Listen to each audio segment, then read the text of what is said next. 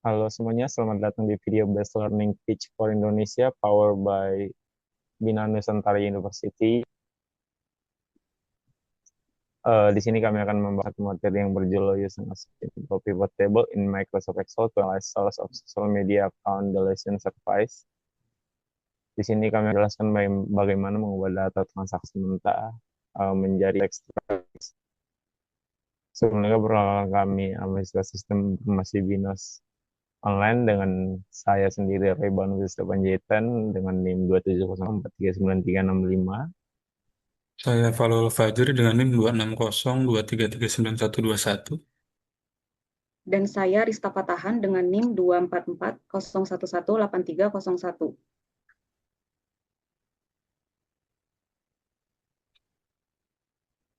Setelah menonton video ini, diharapkan audiens dapat uh, yang pertama adalah mengonstruksi tabel data transaksi, di mana ini berarti di mana kita dapat mengorganisir dan memvalidasi data mentah transaksi penjualan jasa hapus akun ke dalam format tabel terstruktur yang siap diolah menjadi pivot table. Yang kedua, diharapkan dapat mengaplikasikan pivot table dasar, dapat mengaplikasikan langkah-langkah teknis pembuatan pivot table, serta dapat mengelompokkan data berdasarkan kategori tertentu. Yang ketiga adalah diharapkan mampu untuk menganalisis tren penjualan layanan, menginterpretasikan hasil ringkasan pivot table untuk mengidentifikasi pola tren penjualan jasa hapus akun.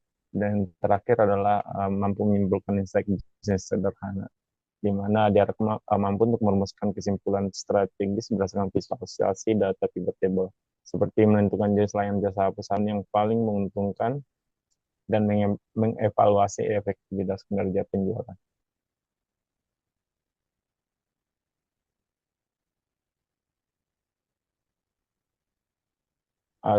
Selanjutnya kita perkenalkan awal materi dahulu. Microsoft Excel adalah sebuah aplikasi pengolah angka atau spreadsheet dari Microsoft. Fungsi aplikasi tersebut mengolah data, membuat laporan, menghitung penjualan, memantau stok barang, serta menganalisis kinerja usaha secara sederhana namun efektif.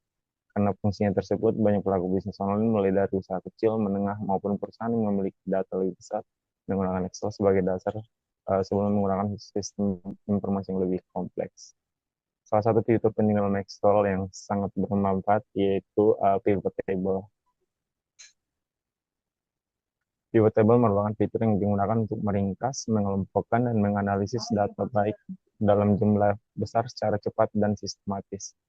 Fitur ini memungkinkan pengguna melihat data dari berbagai sudut pandang tanpa harus menghitung secara manual lagi.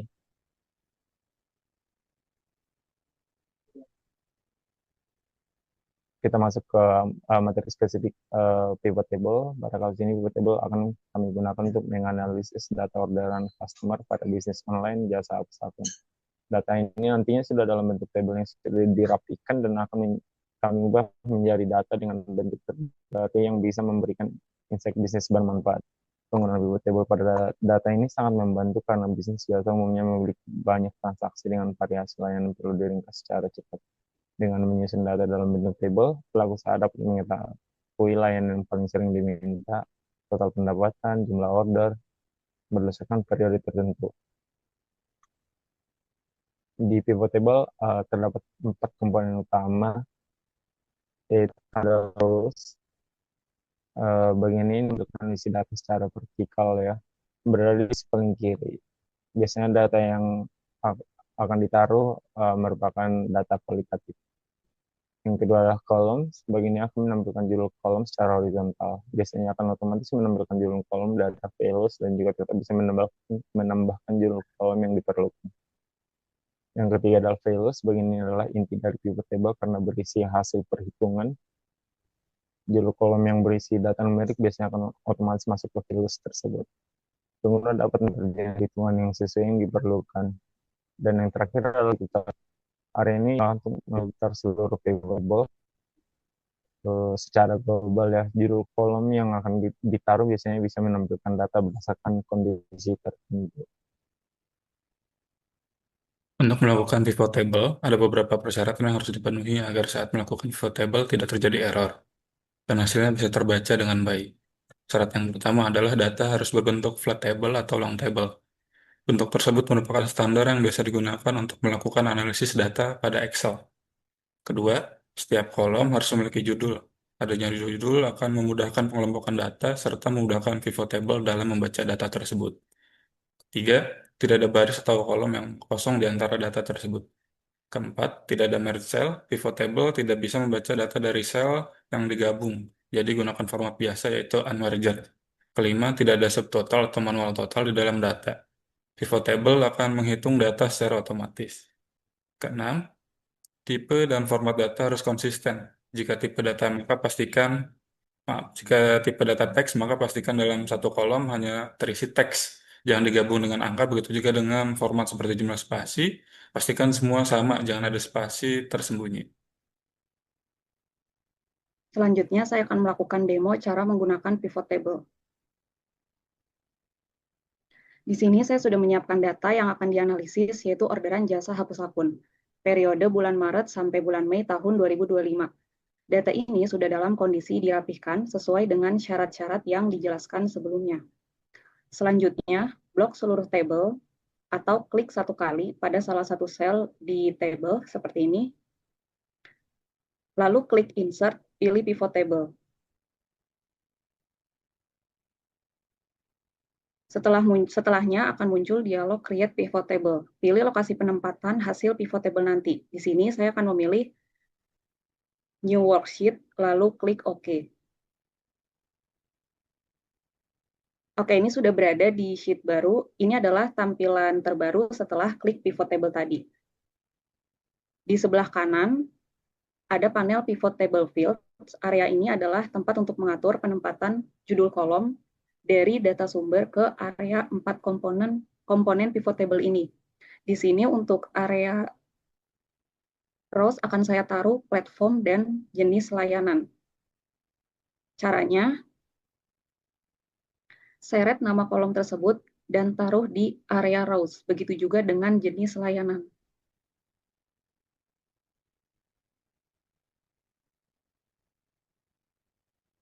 Di area values akan saya taruh data numerik, yaitu harga dan jumlah order dengan tipe perhitungan sum.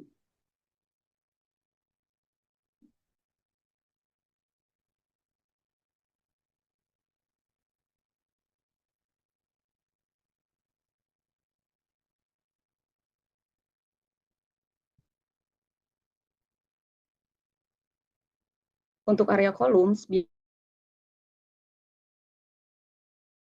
biasanya akan ya values.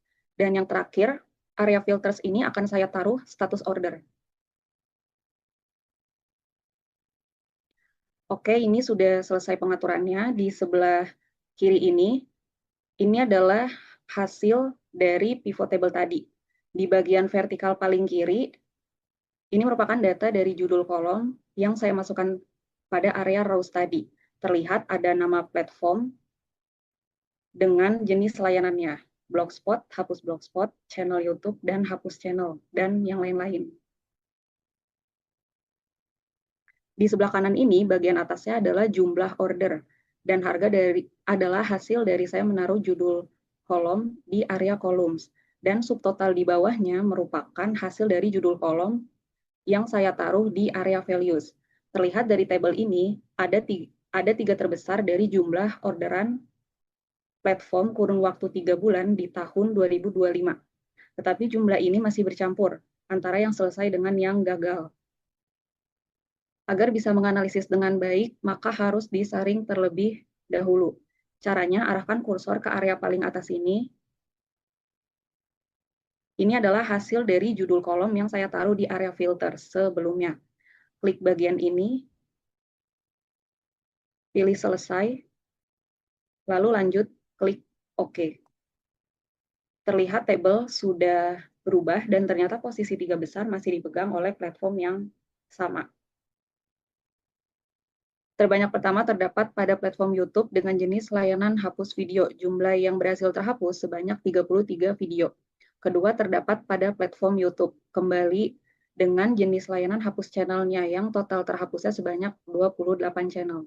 Dan yang ketiga terdapat pada platform TikTok, kategori dewasa dengan jenis layanannya hapus akun yang jumlah terhapus yaitu sebanyak 14 akun. Meski begitu, jika dibandingkan dari total order yang masuk, platform TikTok memiliki tingkat kegagalan hampir 50%. Ini masuk kategori resiko tinggi gagal terhapus. Untuk platform yang lain masih berada pada jumlah berhasil yang sedikit karena dari total order pun memang tidak banyak. Jika dihitung total seluruh platform yang berhasil terhapus, maka didapatkan jumlah sebesar 93 akun dengan jumlah nominal yang sudah didapat dalam kurun waktu 3 bulan sebesar 2 digit yaitu 12.550.000. Selanjutnya akan saya ubah kembali filternya dengan memilih status order yang gagal.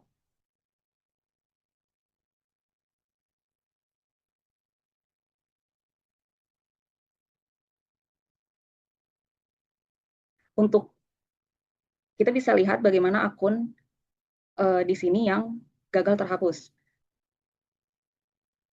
Terlihat di tabel ini, platform TikTok menjadi jumlah terbanyak yang gagal terhapus. Di posisi kedua terdapat platform YouTube dengan jenis layanan hapus video. Sisanya memiliki jumlah gagal yang terbilang sedikit karena dari jumlah yang order pun masih belum banyak. Dari tabel tersebut terlihat platform yang jumlah gagal terbanyak berada pada platform TikTok kategori dewasa sebanyak 13 akun gagal terhapus. Posisi kedua berada pada platform YouTube dengan jenis layanan hapus video sebanyak 9 video gagal terhapus. Total keseluruhan yang gagal terhapus selama 3 bulan tersebut sebesar 27 akun. Jika gagal, uang orderan akan dikembalikan full ke customer dan total yang sudah dikembalikan selama 3 bulan tersebut sebanyak 4.915.000.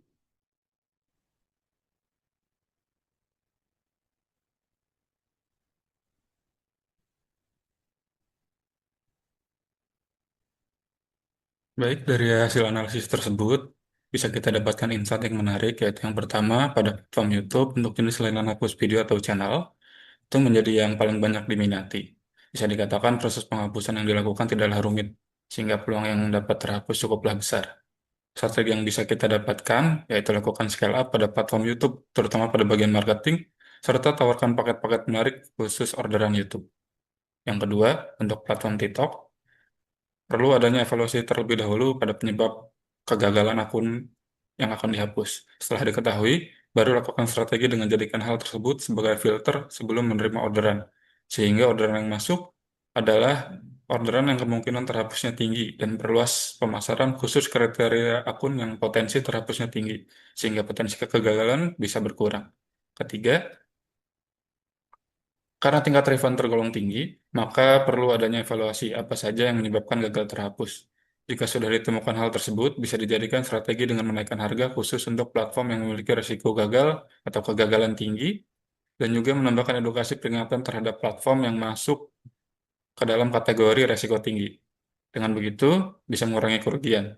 Keempat, platform lain yang orderannya masih rendah. Tentunya masih belum bisa nilai performanya karena data yang ada terlalu sedikit. Oleh karena itu, belum bisa dikatakan gagal, karena bisa jadi demand-nya yang memang belum banyak dan market yang belum terbentuk. Tetapi ada peluang yang bisa dilakukan, yaitu melakukan ekspansi, seperti perluas marketing ke banyak platform sosial media, tingkatkan kualitas konten untuk menarik lebih banyak pelanggan, serta bantu juga dengan boost promosi menggunakan fitur iklan di setiap platform media sosial. Oke, masuk kesimpulan. Kesimpulan yang dapat kita ambil dari kasus ini yaitu pertama penggunaan pivot table sederhana dalam konteks usaha jasa hapus akun media sosial menunjukkan peran yang baik dalam meningkatkan efisiensi pengelolaan data dan kualitas analisis operasional. Pivot table memungkinkan penyajian data yang sangat kompleks menjadi informasi yang terstruktur dan mudah dipahami melalui pemanfaatan fitur ini. Pelaku usaha dapat melakukan proses pengambilan keputusan secara lebih rasional dan berbasis data. Misalnya dalam merumuskan strategi pemasaran, optimalisasi layanan unggulan, serta evaluasi kinerja usaha berkala. Selain itu, penggunaan pivot table juga berkontribusi terhadap efisiensi waktu dan pengurangan kesalahan dalam pengolahan data. Karena tidak memerlukan perhitungan manual yang kompleks, dengan demikian, pivot table sederhana merupakan instrumen analisis yang efektif dan relevan dalam mendukung profesionalitas serta keberlanjutan usaha jasa digital, khususnya dalam meningkatkan ketepatan analisis dan produktivitas jasa. Demikian penjelasan yang dapat kami sampaikan. Kurang lebihnya mohon maaf. Terima kasih.